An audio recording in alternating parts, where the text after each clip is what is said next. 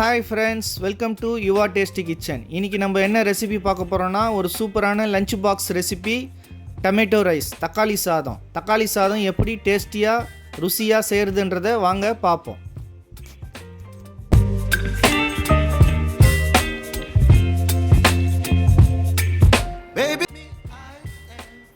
நாலு table spoon கடலெண்ணெய் ஊற்றியிருக்கேன்.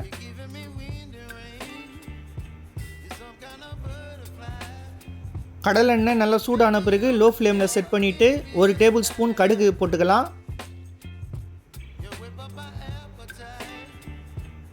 கடுகு நல்லா ஒரு நிமிஷம் பொரிஞ்சு வரட்டும்.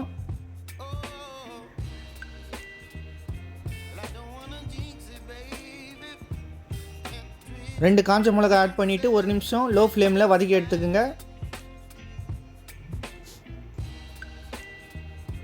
ஒரு டேபிள் ஸ்பூன் உளுத்தம்பருப்பு நல்லா செவந்து வரணும். லோ ஃப்ளேம்லேயே குக் பண்ணுங்கள், இல்லைனா உளுத்தம்பருப்பு வந்து தீஞ்சிரும். அரை டேபிள் ஸ்பூன் ஜீரகம், இதையும் ஒரு நிமிஷம் லோ ஃப்ளேமில் மிக்ஸ் பண்ணி விட்டுக்குங்க. உங்களுக்கு தேவையான அளவு முந்திரி ஆட் பண்ணிக்கலாம். முந்திரி வந்து ஆப்ஷனல் தான், உங்களுக்கு தேவைன்னா ஆட் பண்ணலாம், இல்லைனா ஸ்கிப் பண்ணிக்கலாம். ஒரு டேபிள் ஸ்பூன் கடலைப்பருப்பு, 2 கொத்து கருவேப்பிலை.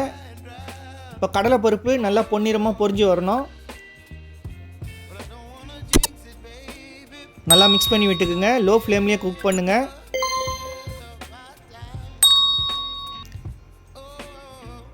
ரெண்டு மீடியம் சைஸ் வெங்காயம் பொடிசாக கட் பண்ணி வச்சுருக்கேன், அதை ஆட் பண்ணியிருக்கேன். வெங்காயம் வந்து லைட் ப்ரௌனாக நல்லா பொரிஞ்சு வரணும். அப்போ தான் அந்த ஸ்வீட்னஸ் கிடைக்கும் வெங்காயத்துலேருந்து. நல்லா வதக்கி விடுங்க வெங்காயம். இப்போது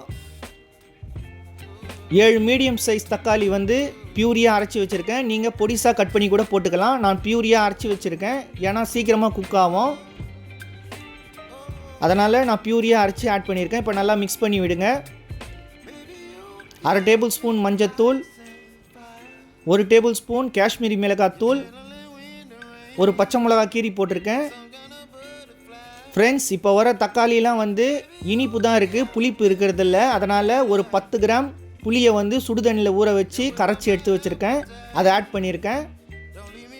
ஃப்ரெண்ட்ஸ், நான் இந்த வீடியோவில் காட்டின அளவு புளி ஆட் பண்ணுங்கள். இப்போ அரை டேபிள் ஸ்பூன் உப்பு ஆட் பண்ணியிருக்கேன். நல்லா மிக்ஸ் பண்ணி விட்டுக்குங்க. நான் ஏற்கனவே சாப்பாட்டில் உப்பு போட்டு வேக வச்சுருக்கேன், அதனால் அரை டேபிள் ஸ்பூன் ஆட் பண்ணியிருக்கேன். பாருங்கள் ஃப்ரெண்ட்ஸ், வெரைட்டி ரைஸுக்கு வந்து சாப்பாடு வெடித்து ஆட் பண்ணோம், அப்போ தான் நல்லா உதிரியாக வரும்.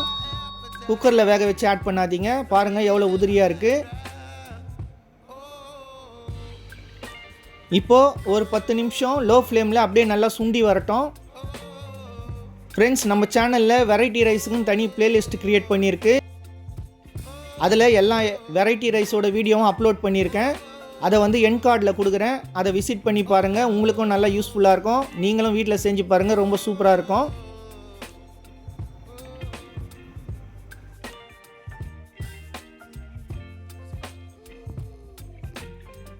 மிக்ஸ் பண்ணுறதுக்கு முன்னாடி தனியாக ஒரு பாட்டிலில் எடுத்து நீங்கள் ஃப்ரிட்ஜில் ஸ்டோர் பண்ணிட்டீங்கன்னா உங்களுக்கு தேவையானப்போ சாப்பாடில் மிக்ஸ் பண்ணி சாப்பிட்லாம். அதனால் நீங்கள் செய்யும் போது கொஞ்சம் அதிகமாகவே செஞ்சு எடுத்து வச்சுக்கலாம். உங்களுக்கு குக்கிங் டைம் மிச்சமாகும். ஃப்ரெண்ட்ஸ், உங்களுக்கு எவ்வளோ தூரம் கட்டியாக வேணுமோ அந்த அளவுக்கு நீங்கள் நல்லா சுண்ட வச்சுக்கலாம். ஃப்ரெண்ட்ஸ், நான் இந்த ஸ்டேஜில் வந்து நான் வந்து தனியாக பாதி எடுத்து வச்சுக்கிறேன். சாப்பாடு ஆட் பண்ணும்போது ஃபுல்லாக ஆட் பண்ணக்கூடாது. அதனால் கொஞ்சம் எடுத்துகிட்டு கிரேவியை அப்புறம் கொஞ்சம் கொஞ்சமாக சாப்பாடு ஆட் பண்ணுங்கள். பத்தலைன்னா நம்ம டொமேட்டோ கிரேவி ஆட் பண்ணிக்கலாம்.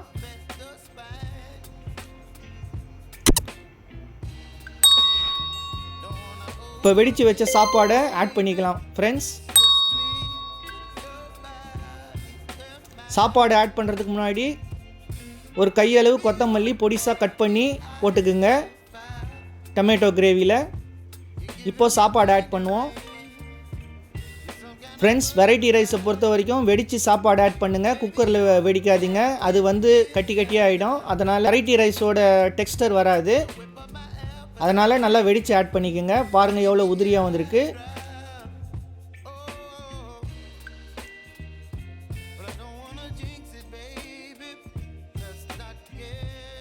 இப்போ மிக்ஸ் பண்ணி விட்டுப்போம். ஸ்லோவாக மிக்ஸ் பண்ணுங்கள்.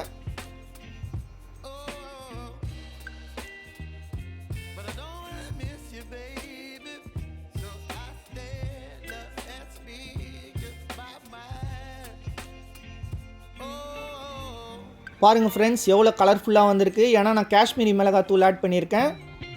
உங்கள் வீட்டில் காஷ்மீரி மிளகாத்தூள் இல்லைனா கூட நீங்கள் வீட்டில் யூஸ் பண்ணுற மிளகாத்தூள் ஆட் பண்ணிக்கலாம். அது ஒரு டிஃப்ரெண்ட் டேஸ்ட் கொடுக்கும். இப்போ கிரேவி பதம் வந்து அதிகமாக இருக்குது, அதனால் கொஞ்சம் நான் சாப்பாடு ஆட் பண்ணியிருக்கேன். நீங்கள் டேஸ்ட் பண்ணி பாருங்கள், உங்களுக்கு ஓகேனா அப்படியே கூட நீங்கள் சாப்பிட்லாம். இப்போ நம்ம போட்டிருக்க கொத்தமல்லி, டொமேட்டோ கிரேவி, சாப்பாடு எல்லாம் நல்லா மிக்ஸ் பண்ணி வந்திருக்கு. ஃப்ரெண்ட்ஸ் நான் டேஸ்ட் பண்ணி பார்த்துட்டேன், ரொம்ப சூப்பராக இருக்குது. ஃப்ரெண்ட்ஸ் நீங்களும் உங்கள் வீட்டில் இந்த தக்காளி சாதம் செஞ்சு பாருங்கள், ரொம்ப சூப்பராக இருக்கும். ஒரு சூப்பரான lunch box recipe.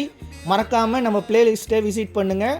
Okay friends, மற்றும் ஒரு சூப்பரான ரெசிபியோட அடுத்த வீடியோவில் பார்க்கலாம். தேங்க்யூ.